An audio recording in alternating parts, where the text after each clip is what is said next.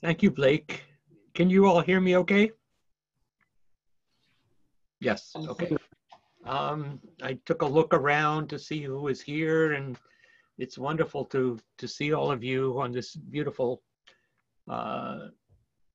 Saturday morning. They're friends from BZC. I see people from Arcata. I see people from the music world. I see a couple of people from high school. This is the remarkable opportunity that comes with this bizarre circumstance that we're in with the pandemic. So we're learning how to deal with that. I want to begin by just reading a verse from the Adita Pariyaya Sutta, which is otherwise known as the Fire Sermon. And I'm not going to read, I've sort of abridged this, but it gets to the point of what I think is on my mind. Monks, all is a flame. A flame with what? A flame with the fire of passion, the fire of aversion, the fire of delusion. A flame, I tell you, with birth, aging, and death, with sorrow, lamentation, pain, distress, and despair.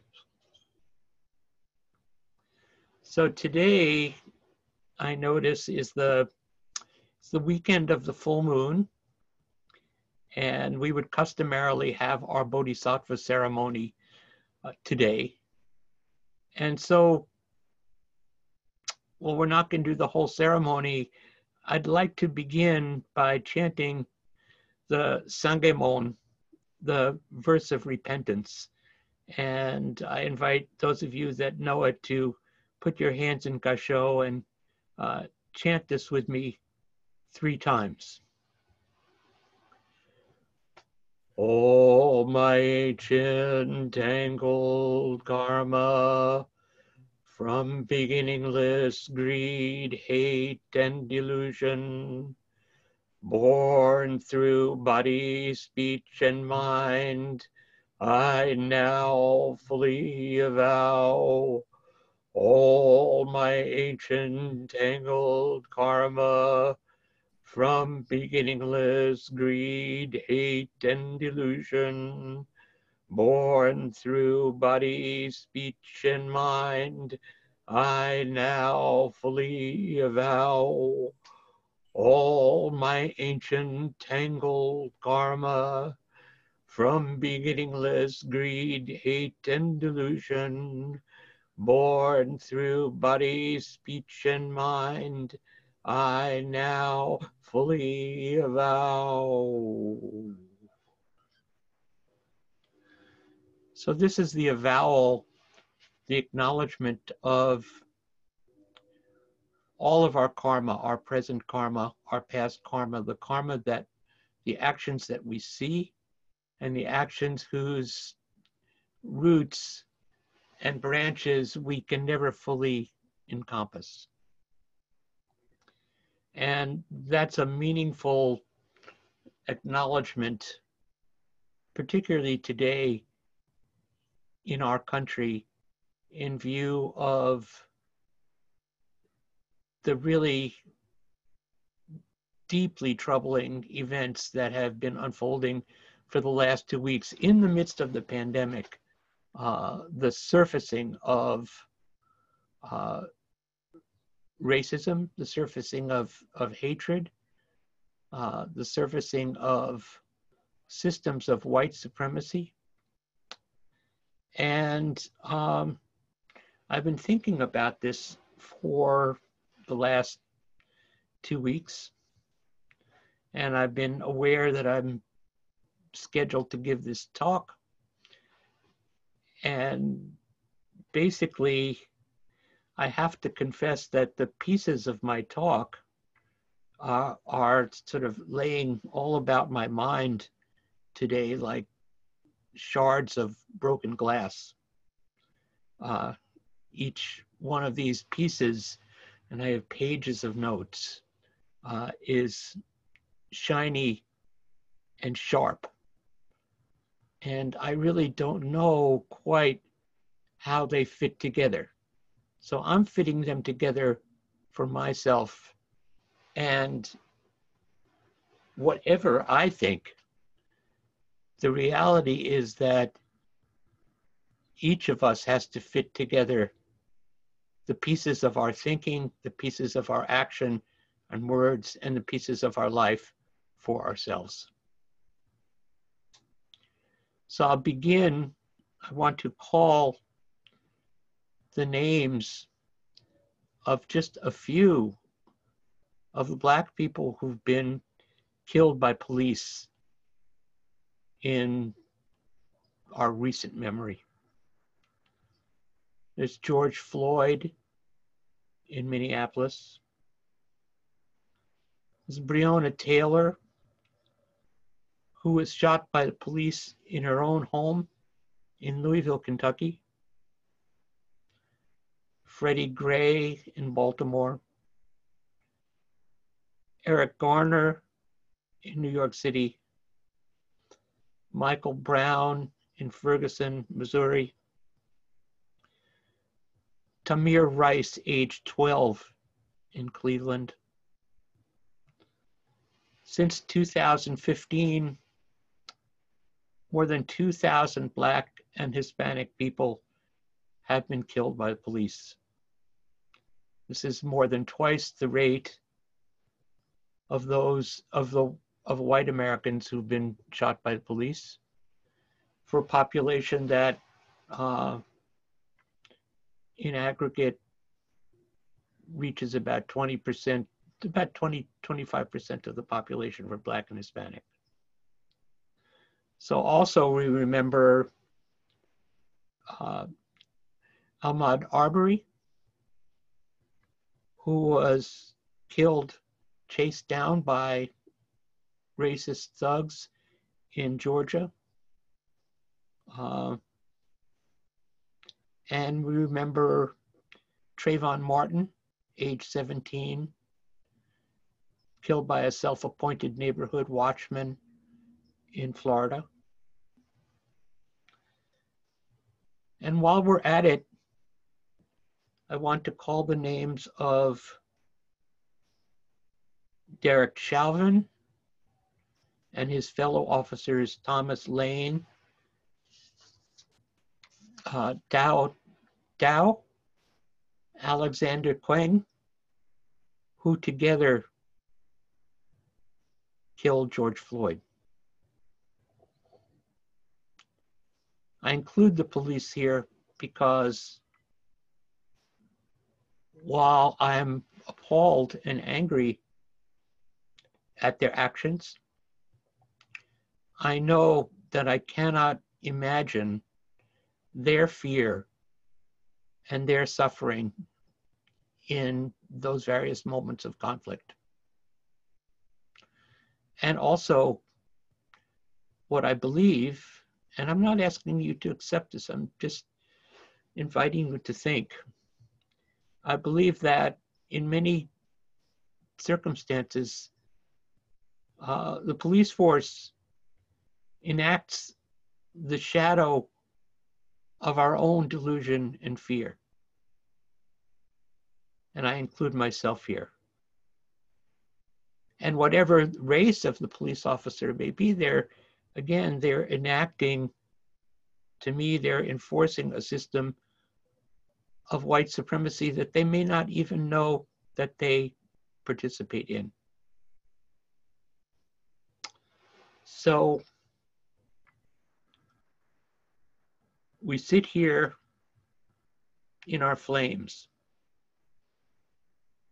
And while I recognize that the flames burn hotter in some other places and among other people than perhaps on my quiet block in Berkeley, the destruction and the violence on lives is very near. And the grief is terrible. There's a burden of responsibility. And along with many of you, I am trying to see what exactly I can do. I am listening. I am watching. I am not knowing and bearing witness in faith, as Jerry was talking about last week, in faith that appropriate responses will arise, whether they succeed or fail.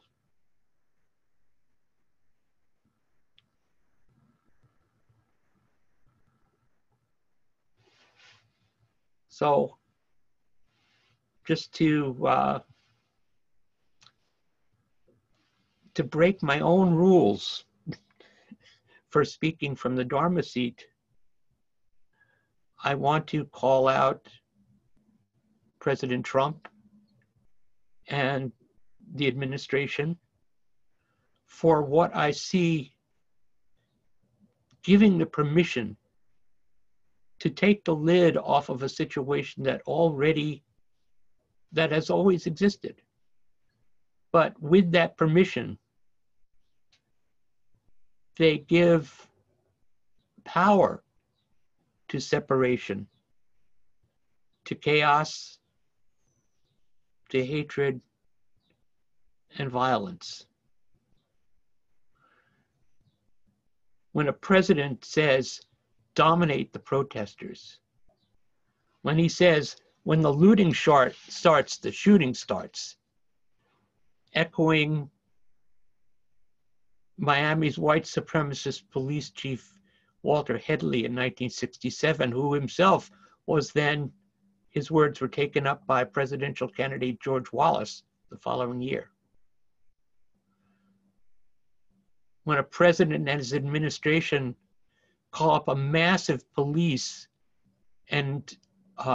force and armed federal forces using flashbang grenades and rubber bullets to clear away peaceful protesters so he can walk across the street with an unopened Bible in his hand to take a photo op.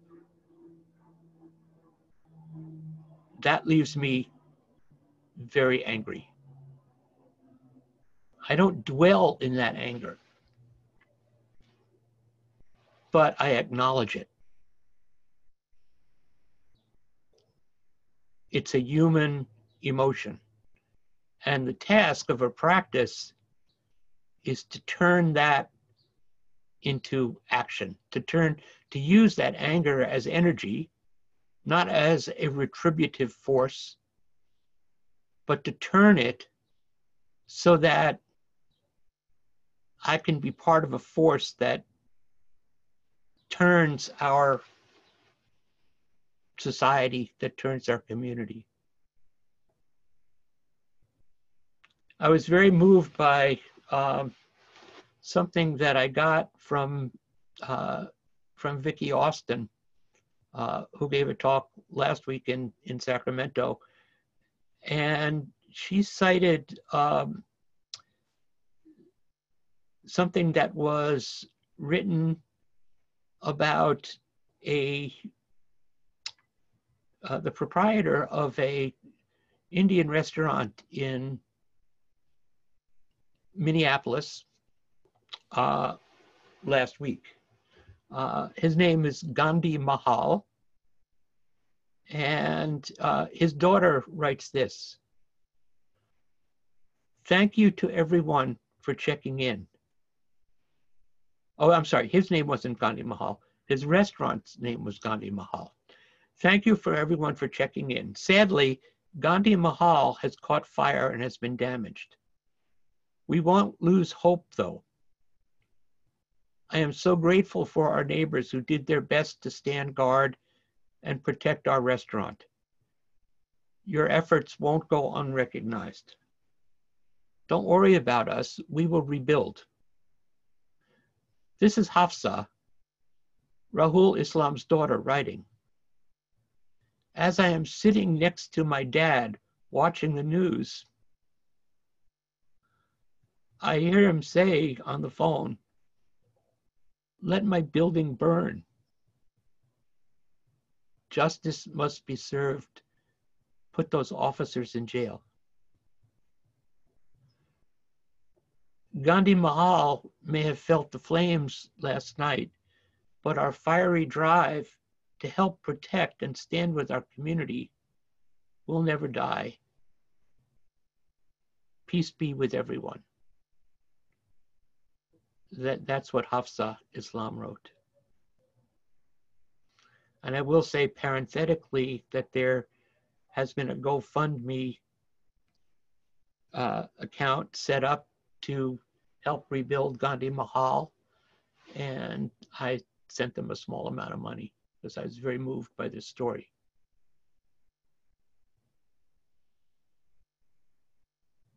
So everything is coming up together. The terrible and the inspiring.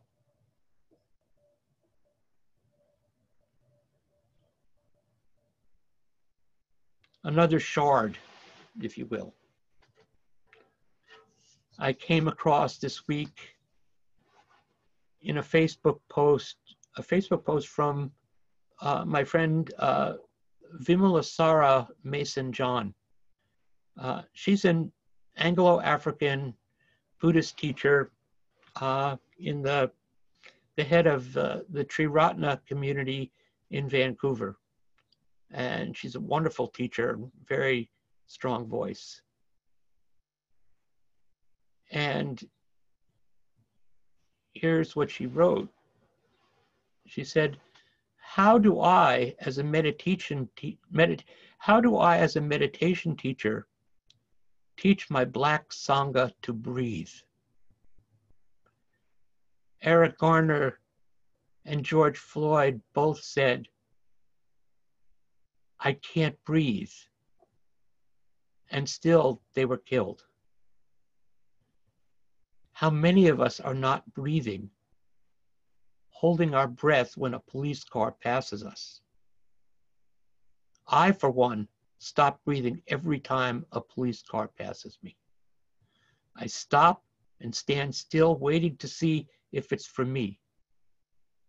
This is learned behavior. And in the meditation rooms, we say, you must breathe.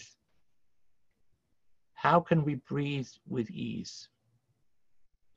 When we sit on our cushions, the in-breath and the out-breath strangled by the institutional racism and white supremacy. I can really hear the conundrum.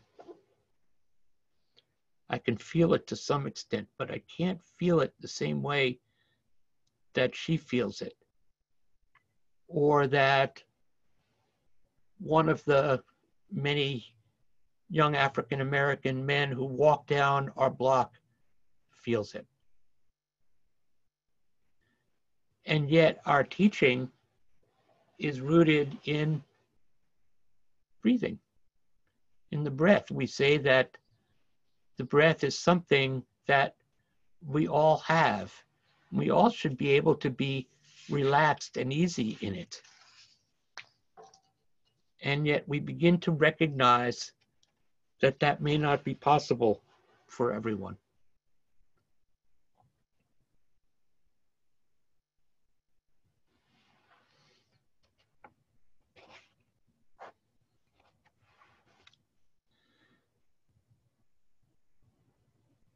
Another shard.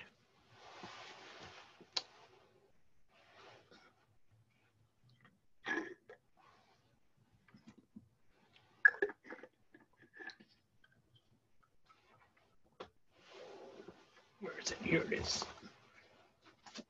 I'd like to, if you're not familiar with it, I want to show you, oops, it's backwards. I wonder if I could flip this, 1 second. It's frontwards for us, Alan. It's fine. Oh, it is? Okay, all right, great.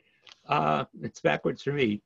It says the Rini Crow, no, and it says the Inner Work of Racial Justice by Rhonda McGee. And Rhonda is a lawyer and a mindfulness teacher here in the Bay Area, an African-American woman. This is a really excellent book. It's a book about the actual practice. How we, what we say is, and what Suzuki Roshi says is that our practice is to include everything. And that's not just the good things or the wholesome things, it's whatever it is that we're feeling.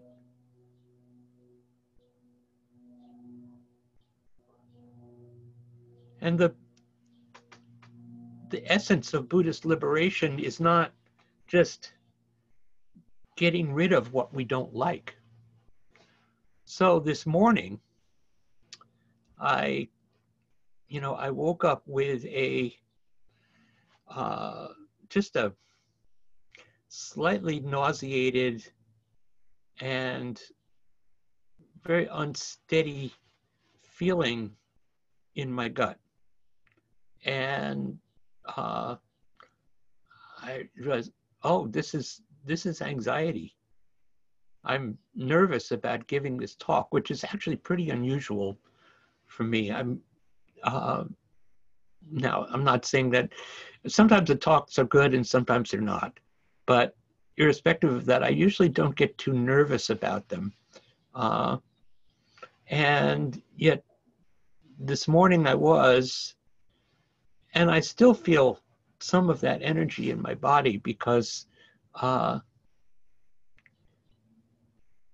bottom, I do not have answers for myself or for you. I just have questions and I'm just watching. But what I realized was that as a matter of Buddhist practice, I actually had to make an effort to include that anxiety and that unsettledness and not exclude it, not trying to figure out a way to resolve it, but just to say, okay, that's the way it is.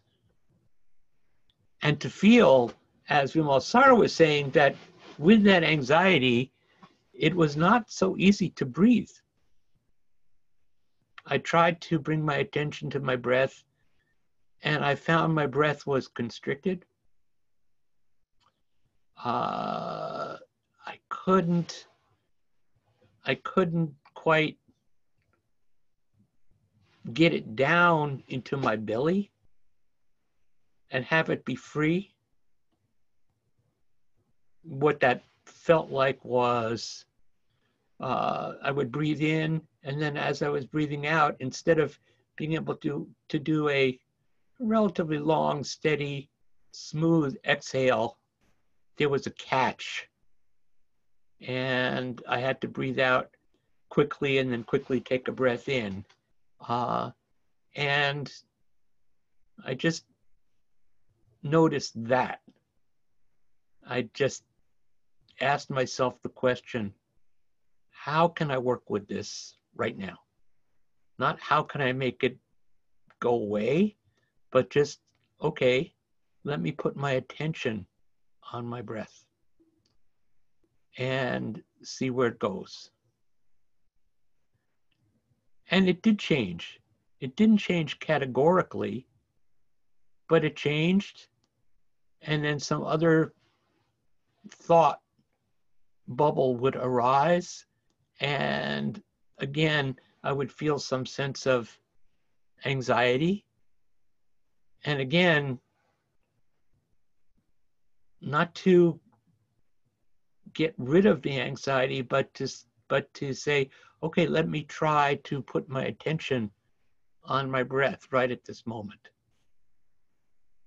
That's relatively, because the anxiety and the fear was not so heavy duty, that wasn't so hard for me to do. In the case of what Vilma Sara was saying, that the learned response each time a police car passes, that's a much deeper, it's a much more deeply implanted energy or seed or trauma that can affect one before one even is quite aware of it. And still, what we have to do is try.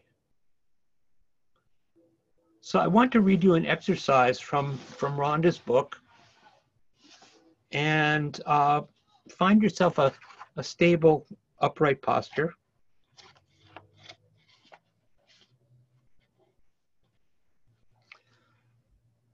So see if you can sit upright and just locate your breath.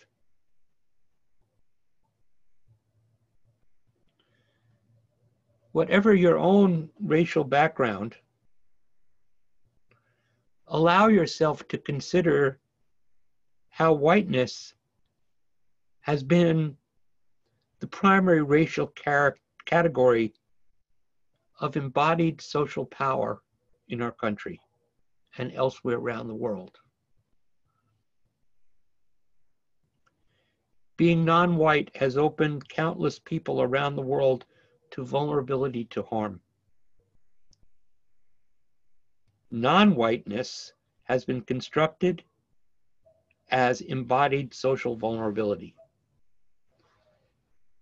Consider how our state-sponsored laws and institutions were for generations explicitly aligned around the commitment to maintain white supremacy, and in a capitalist society, explicitly white wealth building. Reflect on the vast implications of this. Even now, whiteness is associated with privileges, blackness with subjugation, while other groups are compelled to stand in support of this hierarchy or to try to avoid getting involved. When consciousness supports it, people of all backgrounds, white allies, and an array of people of color come together to fight for dignity for all. Breathing in and out as you take this in. Notice any emotions that arise. I would say, notice your emotional response to what I've been reading. Notice how you feel about this in relation to your own life. And accept, even if this troubles you and you reject it, accept the fact that this is your emotion. And I'm certainly willing to accept that. I'm not prescribing what emotion you should have. So breathing in and out as you take this in, notice any emotions and thoughts that arise. Notice these, then let them go. Again, I would add, you may not so easily be able to let them go. I would say letting go is an expression that we use kind of freely. And it's good to recognize it's not always so easy to let go. If you can, then it's very easy. If you can't, then it's not. Rhonda writes, what choices do you make on a daily basis to ally with others in the fight for equity and transformative justice? What thoughts, stories, habits, or patterns get in the way of taking additional steps to ally with those fighting for universal dignity and transformative justice?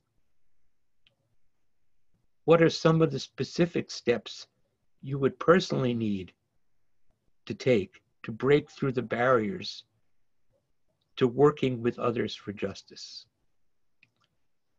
That's her last question. What are some of the specific steps you personally would need to take to break through the barriers to working with others for justice?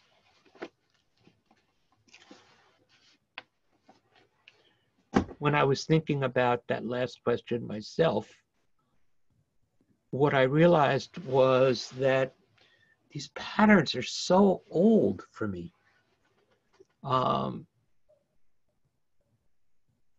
I'm thinking back to my childhood. I'm thinking back to how my relatives and my parents in their community, how they thoughtlessly spoke about African American people, and how that was communicated to me as a child.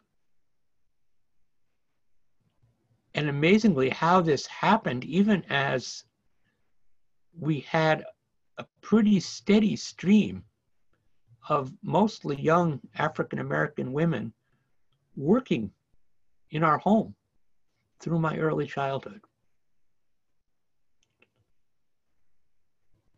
And how I learned to see them, these young women, as other. And they had other lives that they went to, which I knew nothing about. And now, with great regret, I wonder, who were they? What were their lives? And how deeply was a seed of separation planted in me that even now, at the age of 72, I'm still discovering things about. So that's some of my work. And that's work from the side of whiteness. Those of us in our Sangha, in our community, who are Black or Hispanic or Asian, have their own set of seeds and influences and history to work with. And I do wish to know about them because they are my sisters and brothers.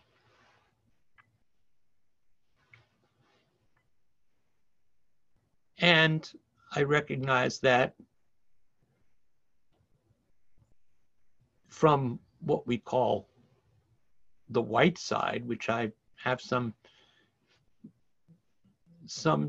doubts about, because each of us, there's no such thing as whiteness. Whiteness is constructed. It's a constructed reality. And there are all kinds of manifestations, specific manifestations of experience and of oppression that different ones of us experience on the basis of our background, on the basis of our growing up. And we do need to unpack that. That's the actual practice of Buddhism, is not about having some experience. It's actually about transforming our minds, transforming our thinking so that we can transform our lives, so that we can enact the Bodhisattva vow that we're going to chant at the end of this session. The vow to awaken with others, to help go across these various mental divides which create real divides of power, real divides of resources, but they begin in our mind. And so this is a work that we can do, but we have to do this work recognizing that it is never separate from the actual manifestation of that thinking, the way it comes out in the world. So it's not just some, I think this way and you think this way. It's like we are enacting what we think with our words and with our deeds. And the goal of enlightenment is not an experience, it's actually action. The goal of enlightenment is to change the way we live, which inevitably means actually changing the way we think of ourselves and recognizing that ourselves are in no way distinct from all of the others, all the other beings that are around us. And you can extend that to the planet itself. So all of these, all of the realities of our world are actually one manifestation. So when we talk about racism, we're also talking about taking care of our environment. We're looking at how we eat, how we live, how we use the air and water around us. All of that is part of one integral system.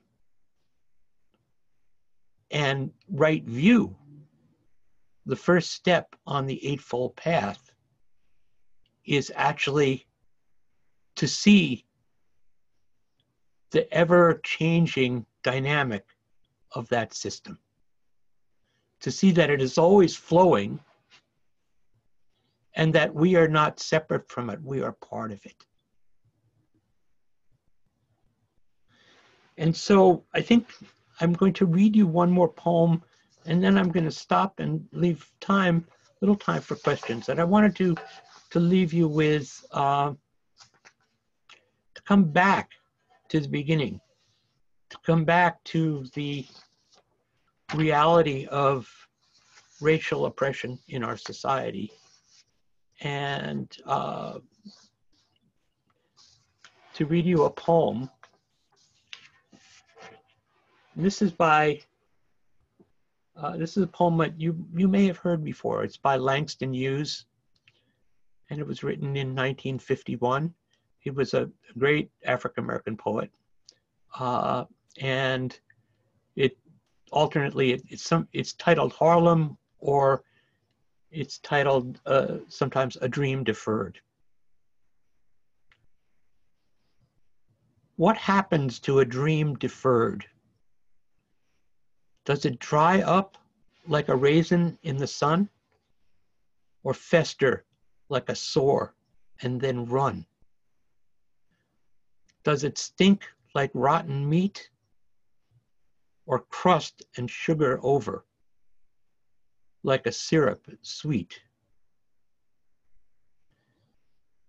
Maybe it just sags like a heavy load. Or does it explode?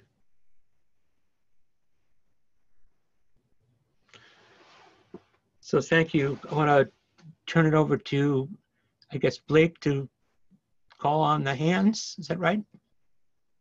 Thank you. Thank you, Hozan. So we have some time for Q&A. I invite you to raise your blue hand, which is, if you go to open the participants, and you'll see some buttons there for the raise blue hand. All of us are getting this. And then I will call on you, and you can lower your hand and unmute yourself. And please don't forget to mute yourself after you're done asking the questions. And also, please be concise. And I invite people who haven't spoken to speak if you'd like to. First up, Ross Blum, please unmute yourself and ask a question. Good morning, Hozan. Thank you so much for your talk.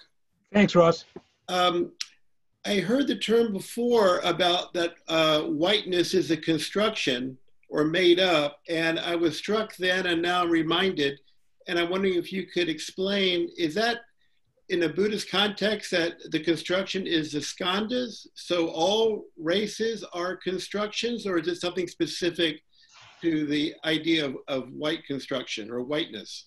No, well, you can think of it in Buddhist terms, which would make total sense in terms of identity, any kind of identity, which is why the Buddha himself spoke about issues of color, of varna, and caste as constructed. And what he said was, I don't see somebody as a Brahmin by virtue of their birth or their community. I see them by virtue of their actions. And so in that sense, he opened his Sangha to people of all different castes and also to women, which was a radical act. So there you have the Buddha from a Buddhist side looking at the question of construction. From a social history side, what we see if we look back at even Western history is that certain, even within recent history,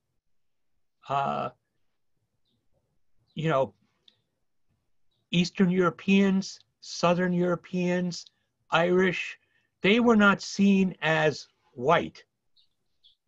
And gradually, because of the workings of the system, they get seen as that. Jewish people weren't.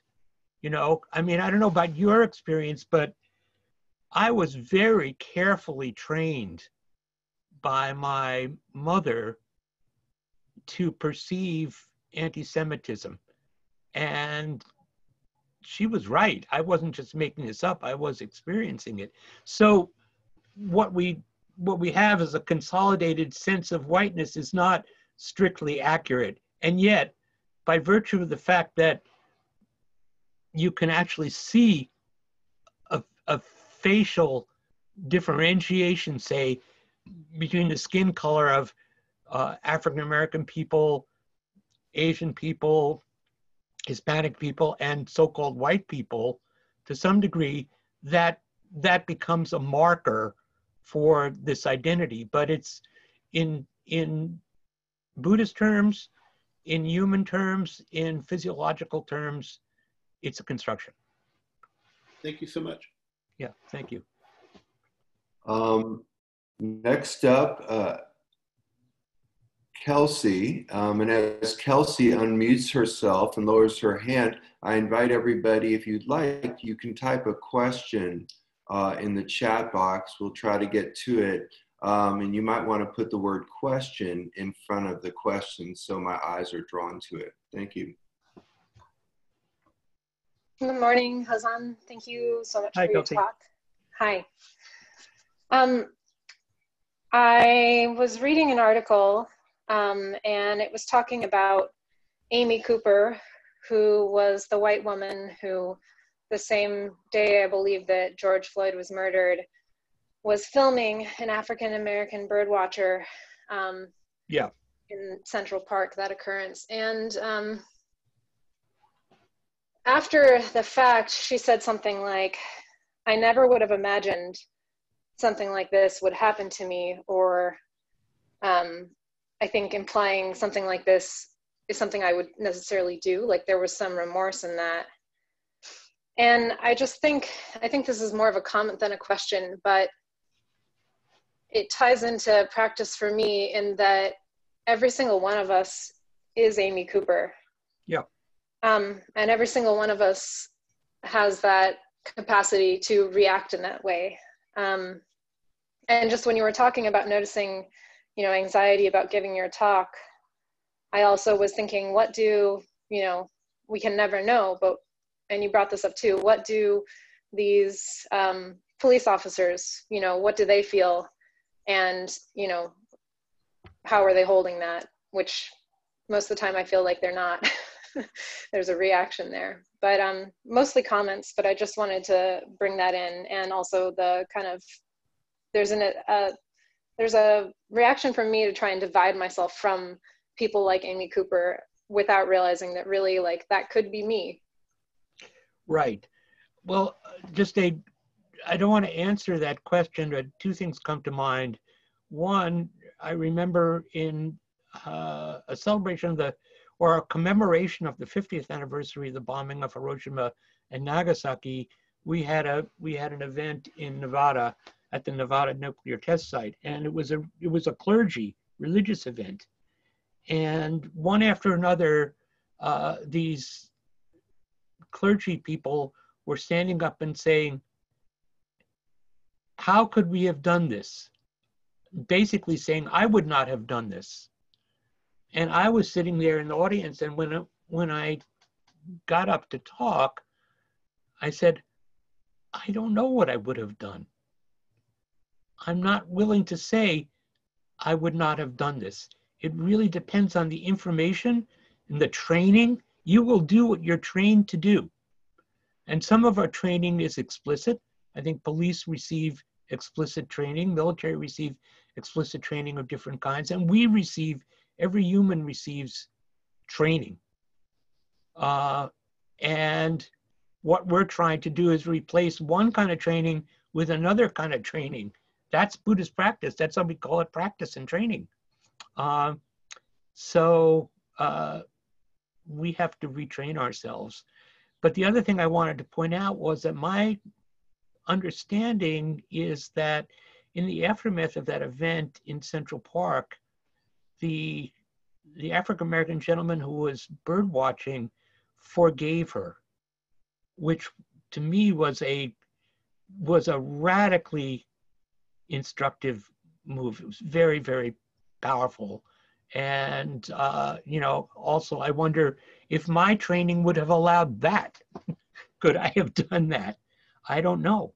But his example is a teaching to me.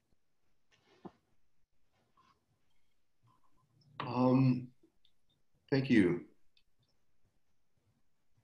Next up is Heiko, but before we get to Heiko, a quick question was, what is justice? Alan. Justice, okay, that's a really big question. And I want to say, first of all, justice is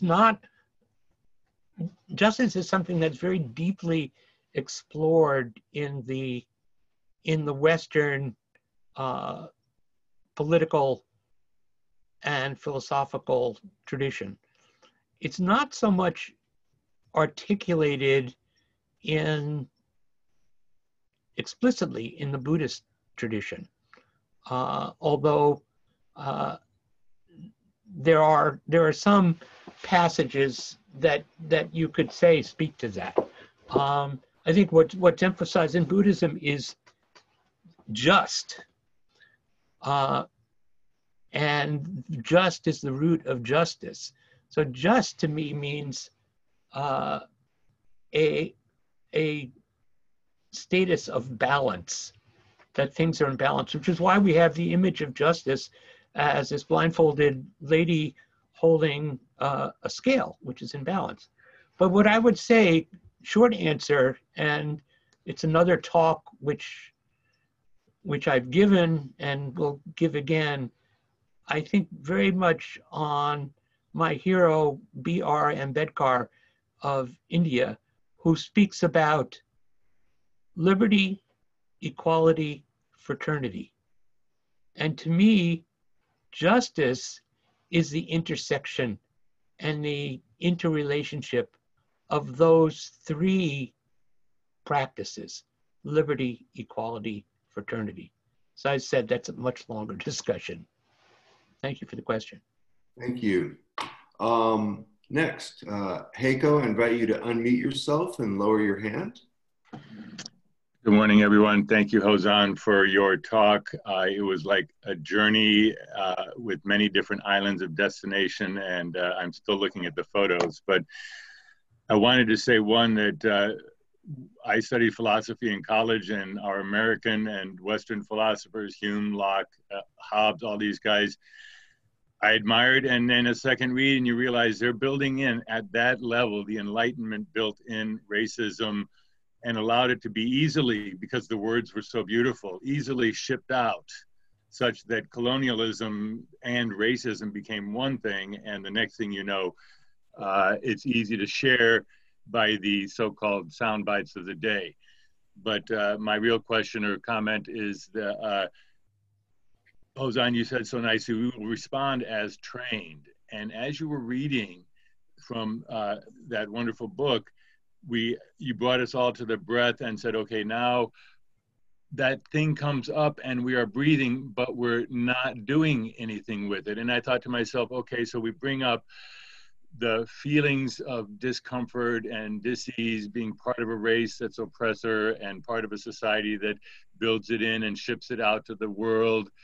And we will respond, though, as trained. And so I thought, what do? We bring it up, we see it, we feel it, and the embodied being, in my case, Heiko, would respond as trained, yes. But if I just bring it up and let it sit and look for a disembodied being, and I'll thank Judy and Jerry for bringing me into the circle of Jizo, where the idea is when it comes up, we give it out to the world. And the world has an answer for us so that we can not respond as trained, so that we can allow it to just be. And I think that's where you left us, Hozan, was we sit with it and allow it to be. But I would say we could push it into the non-embodied beings, that is to say, the larger self that we are that has other training and not do anything ourselves. So sitting with it and recognizing our few options. And I don't know if you could comment to that. Thank you very much. My comment briefly is that everything is training, and that I don't know about the disembodied self. I know all I can know, and it's not that I disbelieve in mystery or forces beyond my understanding, but all that I have control over is my mind, and that means what I think, say, and do. And I can be open to what I experience, which then becomes part of my mind. But anyway, to me, I have to be open to training, which means I have to be open to all the experience beyond me, outside, so-called outside of me, which is not really outside of me. And I want to leave it there, if that's okay. Yeah. If somebody could put a link to protests, especially Buddhist-led protests, in the chat, that would be nice. There's been also, Blake, I'm going to also put, afterwards I'll send out, I have a list of resources, organizational resources and study resources, which I will put out on the BZC list. Yes, please see that, people. And there was, of course, a reference to the works by James Baldwin, also mentioned in the chat for further reference. And our final question is from Emily Perry. I invite you to unmute yourself and lower your hand and ask a question. Thank you, Alan, and thank you, everyone, for this conversation. With non-attachment, but in the narrative, I grew up in a mostly African-American, but multiracial family engaged in liberation theology and the civil rights movement. I myself was in the liberation theology movement in Haiti.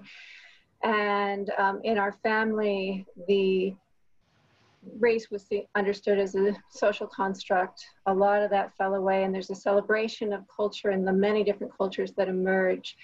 When I came to Buddhism and spiritual ecology, there was a very harmonious, natural coming together of those values and a release of the identity politics. And because I've been working in spiritual ecology and climate change work outside of the US and been gone for about 25 years, I've landed back here during COVID, and now with kind of the infection of our racial construct illness in this country all coming out into the light. And there's so much toxicity, and the way that we're engaging we have to engage for the most part through our digital spaces that are in a binary algorithm of 0-1. And there's so much polarity that's identity politics, and it feels like a lot of shouting and pointing fingers. And I step back and I consider our Buddhist training, and I consider spiritual ecology. And Alan, what you had mentioned about the interbeing with Earth. Do you feel there is a space to bring this understanding into the current discourse? And what thoughts do you have for ways of doing that that can be received and heard? Thank you. Yeah, thank you. Completely. You know, yesterday when Lori was out shopping, she was listening to the radio and she was listening to Angela Davis. And I didn't get to hear this, but Angela Davis completely integrates all of these systemic issues, that they're all part of one system. And I also see other people, I can think of Kriti Kanko and Kristen Barker and other people who are more directly in the Buddhist world, and others of us who really see this as one issue with, you know, perhaps different expressions or manifestations, but it's the manifestation of one system. And I would hope that whatever political or social movement we build will have that kind of integrative, and when I say we, I mean people in this country, not Buddhists, will have that integrative understanding, and that we'll be able to take leadership, particularly from people of color who have a very evolved understanding of this unified system, because they experience it that way. And there's more that I could say about that. What I'd like to suggest, I think this is probably okay. We're going to end, but I need to use the bathroom briefly. I would be willing to come back here at 11:30, and we can come back. I think we can use this link, and we can come back at 11:30. And if there are people who want to continue the discussion, we'll continue the discussion. And I just leave that as an open option. And then, so 11:30, which is 15 minutes from now. And meanwhile, I'll turn the closing over back to Blake, and thanks to all of you.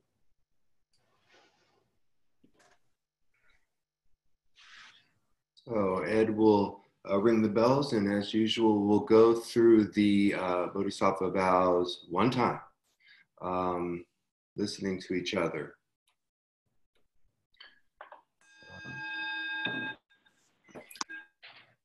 Being the numberless, I vow to guard numberless, I vow awaken with them, are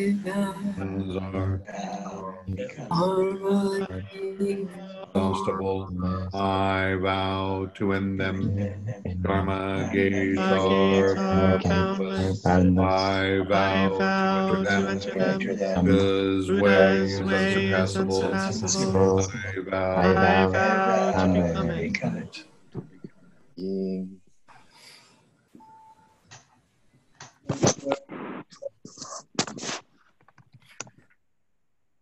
So, good afternoon, and soon to be good afternoon. There's a lot of good comments in the chats, so please read them. As usual, the Center Director, I, or Tom, would like to go over some announcements, and then we'll be done so people can take a little break and then come back at the bottom of the hour. I think, unless I'm told otherwise by the powers that be, that we'll just keep the link open, perhaps something like that. First, students, we're going to begin Way-Seeking Mind Talks again, so look forward to that. This coming Monday, June 8th, there'll be talk by Bruce Cochran. Zazen will begin at 7:30 to 8, and then the talk will begin from 8 to 8:30. Sojin Roshi, the speaker next week will be Peter Overton, who's here with us. So we'll see you next week. And then also Sojin Roshi will be offering a second open group Shosan Dokusan with 8 students on June 11th at 7. There are 1 or 2 spaces left. All are welcome to listen in. So that's, some people ask questions, and then others will be, the rest of the people will be watching. Saturday, June 20th, there will be a half-day sitting. See the website's BZC website for a description. And then our regular announcements, Daily Zazen continues from 7:30 in the morning and 5:40 in the evening, Monday through Friday. BZC is supported by our dues and donations. To support BZC by making a donation, please visit our website or click the link posted in the chat, which it's not. But please visit the website because the show must go on, even through tragedy. And I think that's it. For more information, please also visit our websites and just get in that ritual. So as we move on, you can see what's happening. Now I'll unmute everybody so we could say our hellos and goodbyes. And again, Hozan will come back and we will continue this discussion if you'd like to at the bottom of the hour. And I think we'll just keep the link open unless otherwise instructed. Okay, peace everybody. Thanks, Blake. Thank you. Thank you, Blake. Thank you. Thank you. Thank you, Blake. Good to see everyone. Hey, everyone. Good to see everybody. Good to see you all.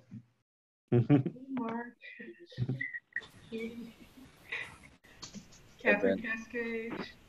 Hello, Sojin Roshi. Hey, Sojin. Hello, Sojin. Hello, Sojin. We remember you. Welcome everybody who's international or way away from the Bay Area. Welcome all. Yeah. Hi, Sue. Hi. Hey, Rihanna. Hi, Linda. So many faces. Everybody from here. Hi, Rihanna. Are you in Colorado? Whoa. Oh, Karen popped back in. Hi, Karen. Hey, Karen. Oh, you know, folks, there's no longer the ability of the host to unmute all and then invite you to unmute. So if you want to unmute, you just unmute. You want to be back in here?